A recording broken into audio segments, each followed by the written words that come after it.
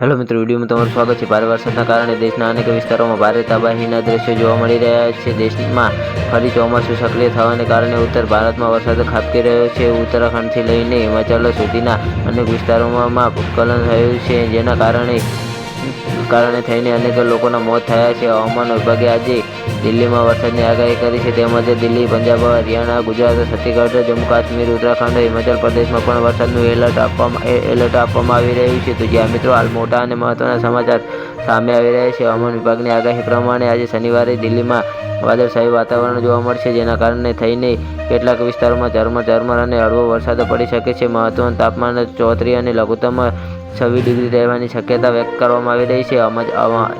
હિમાચલ પ્રદેશમાં હવામાન વિભાગે 3 અને 4 ઓગસ્ટ દરમિયાન ભારે વરસાદની આગાહી કરી છે। 7 અને 8 ઓગસ્ટે વાવાઝોડા સાથે વરસાદની આગાહી કરવામાં આવી છે। હવામાન વિભાગે આગામી એક સપ્તાહમાં રાજસ્થાનમાં ભારે વરસાદને લઈને આગાહી કરી છે। રાજસ્થાનના અનેક વિસ્તારોમાં 5મી 7 દિવસ ચોમાસું સક્રિય રહેશે। તેનું કારણ એ છે કે ઝારખંડમાં એક નવું લો પ્રેશર એરિયા બની રહ્યું છે, તેની અસર રાજસ્થાનના વિવિધ વિસ્તારોમાં જોવા મળશે। તો જ્યાં મિત્રો અમારો વિડીયો કેવો લાગ્યો અમારી કોમેન્ટ બોક્સમાં જરૂરથી જણાવજો, અને ચેનલ પર નવા હોય તો ચેનલને સબસ્ક્રાઈબ કરવા ના ભૂલતા। તો પૂરો વિડીયો જોવા બદલ તમારો ખૂબ ખૂબ આભાર।